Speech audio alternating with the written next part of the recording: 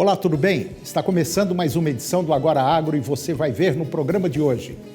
Procuradoria-Geral da Fazenda Nacional, PGFN, regulariza débitos na dívida ativa da União de Produtores Rurais. Vamos falar também sobre a prorrogação da alíquota zero para imposto sobre operações financeiras, o IOF, nas operações de crédito. Possibilidade da não renovação do convênio 100 pelo Conselho Nacional de Secretários de Política Fazendária, o CONFAS, preocupa o setor do agronegócio. Indústrias defendem isenção de tarifa para importar soja e milho. E vamos falar sobre a importância da implantação de câmaras frias em propriedades rurais. O Agora Agro já está no ar.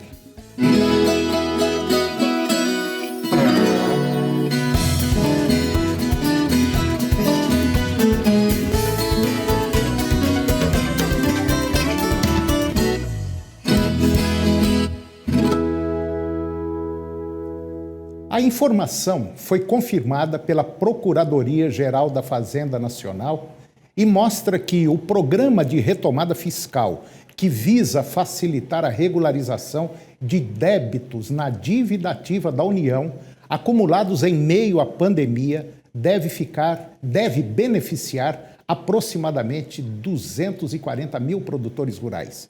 No caso específico do setor agropecuário, as dívidas que podem entrar no programa somam 14 bilhões de reais. E quem poderá se beneficiar? Podem fazer parte do programa tanto pessoas físicas quanto jurídicas, em operações de crédito rural em geral e também do Fundo de Terras e da Reforma Agrária. De acordo com a Procuradoria-Geral, o contribuinte interessado ele deverá prestar informações perante a PGFN, demonstrando esses impactos financeiros sofridos em decorrência da pandemia. E com base na capacidade de pagamento estimada do contribuinte, será disponibilizada uma proposta de transação para adesão. E as propostas poderão ser apresentadas até o dia 29 de dezembro, por meio do portal Regularize. Nos casos aprovados, o produtor terá 3 opções de parcelas: anuais, semestrais ou mensais. No primeiro caso, a entrada será de 4% do valor total da dívida, com até outras 11 parcelas. Já no segundo caso, a entrada será de 2 parcelas anuais de 2% cada uma, com até 22 outras parcelas. E, por fim, o terceiro caso, a entrada será de 0,33% mensais, com até 133 parcelas mensais. Em todos os casos, poderá haver descontos de até 100% de juros, multas e encargos, desde que limitados a 70% do valor total negociado. Na tentativa de conter a alta de custos na produção avícola e suinícola, industriais defendem a isenção de tarifa para importar soja e milho. E essa iniciativa também segue sendo pautada pelo governo brasileiro. E de acordo com o levantamento realizado pelo portal de notícias do jornal Valor Econômico, o governo federal ainda não desistiu da isenção para importar os grãos de fora do Mercosul, já que existe uma persistência alta das cotações dos grãos, com reflexos nos preços de alguns produtos nas prateleiras dos supermercados. Segundo o jornal Valor Econômico, ele apurou, as empresas pediram ao Ministério da Agricultura, Pecuária e Abastecimento que a tarifa externa comum, a TEC, seja zerada até a entrada no mercado da próxima safra brasileira de grãos, que vai acontecer em janeiro, a exemplo do que foi feito com o arroz no início de setembro. Para a presidência da Associação Brasileira de Proteína Animal, a BPA, esse pedido ele foi feito para dar estabilidade ao mercado, já que em algumas praças os preços dos grãos usados na ração animal aumentaram até 60%. A preferência sempre é comprar do Brasil.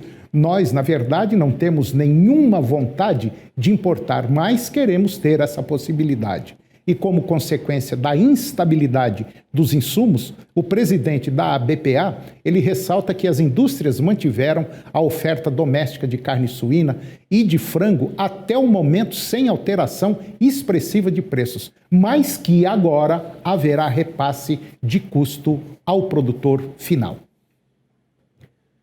O presidente Jair Bolsonaro prorrogou a alíquota zero para o Imposto de Operações Financeiras, o IOF, nas operações de crédito. A decisão está em decreto publicado em edição extra do Diário Oficial da União do último dia 2. Essa é a segunda vez que o governo prorroga a isenção como medida de combate à crise gerada pela pandemia de Covid-19. Em julho, o governo federal estendeu a prorrogação por 90 dias e, com a nova prorrogação, a medida vale até 31 de dezembro. A alíquota zero de IOF, ela foi anunciada pela primeira vez em abril para aliviar o crédito a pessoas físicas e empresas afetadas pela pandemia do novo coronavírus. Tradicionalmente, o IOF cobra uma alíquota de 3% sobre o valor total da operação de crédito, independente do prazo, mais 0,38% ao ano. E dessa forma, a alíquota máxima pode chegar a 3,38%, diminuindo caso a operação tenha prazo inferior a um ano. Ao ser utilizado na isenção ou redução de imposto sobre circulação de mercadorias e serviços, que é o ICMS, relativa a agrotóxicos, fertilizantes e rações, desde 1997, a possibilidade da não renovação do Convênio 100 pelo Conselho Nacional de Secretários de Política Fazendária, o CONFAS, preocupa muito o setor agropecuário. E segundo a ministra da Agricultura e Pecuária e Abastecimento, Tereza Cristina, ela disse que será um desastre se o Convênio 100 não for prorrogado. Para o setor, seria de bom senso se fosse prorrogado e, na reforma tributária, ter uma nova negociação de maneira mais permanente e definitiva. Nesse momento, será muito ruim para a agropecuária brasileira, disse a ministra. O tema deverá ser analisado pelo colegiado, agora no próximo dia 14, e depende da unanimidade entre os 27 secretários estaduais de Fazenda para ser prorrogado. A vigência atual é até agora, dia 30 de outubro. E depois do intervalo, nós vamos falar sobre a importância da implantação de câmaras frias em propriedades rurais. Nós voltamos já, é um minuto só.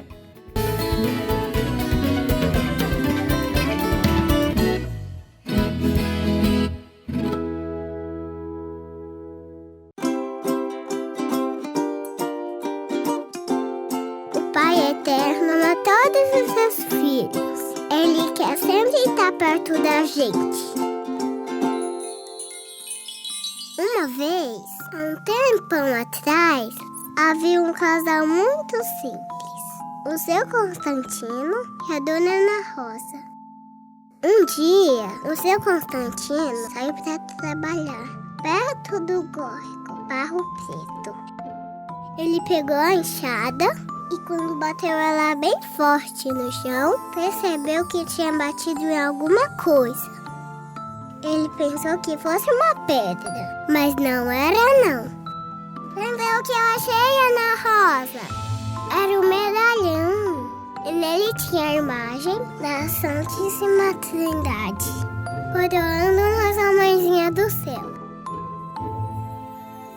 Aí o Constantino e a Ana Rosa levaram o medalhão para casa. Eles estavam na frente dele todo dia e recebiam muitas visitas. Então fizeram uma capelinha de palha para que mais pessoas também rezassem. Gente que vinha de muito longe, de carro de boi e até a pé. Muita gente recebeu a bênção do Papai do Céu. Muitas graças e milagres acontecem até hoje, porque o Pai Eterno nos ama e ama você também. E todos que o recebem, com o coração de uma criança, herdarão seu reino.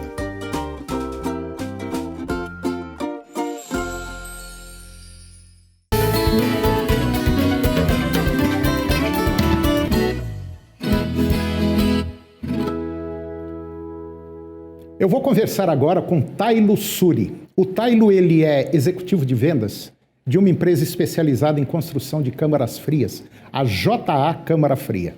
E nós vamos falar justamente sobre a importância das câmaras frias em uma propriedade rural. Tailo, é um prazer tê-lo aqui no nosso programa para discutir um tema interessante e um tema também que já há muito tempo, não só a pesquisa, mas também como o pessoal de empresas vem solicitando a implantação de câmaras frias em propriedades rurais, que é uma forma, uma medida de proteger tanto não só a semente como o grão também, né? Tudo bem? Muito bem, Toninho. Prazer estar aqui com você. O prazer é nosso. Obrigado pelo convite. E como você disse, a câmara fria em um ambiente rural, ele facilita muito, tanto para a estocagem, a boa armazenagem, como também o trabalho ali do fazendeiro em estocar as sementes. Nós temos, dependendo da região do país, assim, de maneira geral, nós temos aí problemas sérios com armazenamento devido a um excesso de calor, às vezes excesso de umidade. E nós sabemos que a câmara fria, ela tem condições, vamos dizer, ela protege a semente e também pode, às vezes, até de maneira geral, proteger os grãos. E a empresa, a JA Câmara Fria, ela faz um trabalho nas propriedades rurais, que é a implantação, vamos dizer assim, de galpões hermeticamente fechados e aclimatados para essa proteção das sementes. É isso mesmo? Muito bem. Fabricamos galpões em estilos armazém, né? Esses galpões eles são confeccionados com material EPS, que é o isopor, ou então poliuretano, e o chamado também PIR. Esse material ele é um plástico mais condensado e ele faz com que não haja mofo, ele protege, como o senhor falou, com a troca de calor ou não. Sendo assim, o grão ele fica protegido e há muitas vezes economia por parte do fazendeiro, visto que não há perca. O que a gente observa também que não é só no caso a armazenagem de grãos, pode também armazenar outros produtos, como às vezes até defensivos agrícolas para evitar o excesso de calor, né? Por exemplo, como nós estamos vivendo agora. Nós estamos com regiões aqui no Brasil que está chegando aí por volta, ontem a minha irmã me ligou, lá no município no interior de São Paulo, está chegando a 44 graus à sombra. Então, quer dizer, não tem nada que suporte um calor desse, né? Ainda mais semente e produtos químicos também. Muito bem, nós trabalhamos, Toninho, tanto com grãos, sementes, né, como dissemos aqui, também carne, remédios, defensivos agrícolas, fertilizantes, e quando o ambiente ele é refrigerado, então há uma facilidade para o fazendeiro controlar aquilo ali, colocar a temperatura no modo que o produto dele precise, né? Trabalhamos inclusive com a desumidificação da semente, se for o caso. É mesmo? Sim, mas o foco nosso atual é na armazenagem de grãos e sementes. Agora, vamos supor o seguinte, que tem algum produtor interessado. Vocês fazem todo o projeto, vocês vão lá, faz o dimensionamento de acordo... Bom, enfim, tudo de acordo com a necessidade, a sua empresa faz todo esse levantamento, esses dados técnicos, é tudo com vocês? Fazemos sim, desde a adequação do local que talvez o empresário já tenha, como também a elaboração do projeto arquitetônico, como nós brincamos, né? Desde o chão até entregar a chave. Agora, tem um detalhe interessante nisso aí tudo. É muito comum, às vezes, algumas regiões terem problemas com energia. Esses galpões de vocês também são adaptáveis, por exemplo, a diesel, a motor diesel ou energia solar? Nós estamos trabalhando mais com energia solar. Então, aquele fazendeiro que tem um gerador, então ele pode tocar esse galpão com esse gerador, mas nós também fazemos a aplicação da energia solar, inclusive temos parceiros para isso. Quer dizer, o produtor rural não precisa esquentar a cabeça com nada. De modo algum. Quer dizer, de maneira geral, qual é a média de tamanho que está sendo implantado em propriedades rurais ou cada caso é um caso e não existe uma média de tamanho? Então, nós fazemos o projeto para o tamanho que o produtor necessitar, personalizado. No entanto, nós terminamos agora 3 projetos, um em São Paulo, um no Mato Grosso e estamos fazendo um em Jataí, que a média de tamanho coincidiu um pouquinho, de 10 metros por 15 e 8 metros de altura. Então isso daria para a armazenagem de 4 toneladas. 4 toneladas de sementes. Exatamente. 4 toneladas, um tamanho 10 por 15 por 8? 10 por 15 por 8 de 4 altura. toneladas. Isso. Perdão, 400 toneladas. Ah, bom, eu estava imaginando aqui, eu falei, uai, 4 toneladas, já estava transformando em saca de soja, de milho. Perdão, 400 toneladas. Nós consideramos um corredor e consideramos também que o produtor vai ficar com 30% ali desse espaço, caso a produção dele aumente ou ele precise de armazenar mais. É um fato muito interessante, você estava falando aí, eu estava me lembrando, quando eu trabalhei na Embrapa durante muitos anos, durante 17 anos, e eu ouvia muito isso. Imagine você há uns 30 anos, 35 anos passados para trás, a turma já falar que era importante que as propriedades rurais tivessem um armazém, um silo para guardar o seu grão, a sua colheita, e tivesse também alguma área lá para poder armazenar semente para a época do plantio, porque tem muita gente que compra antecipado e corre o risco.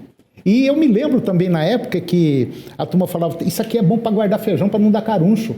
Olha, que interessante. Né? E olha que faz muito tempo, e agora 2020, já entrando 2021, né?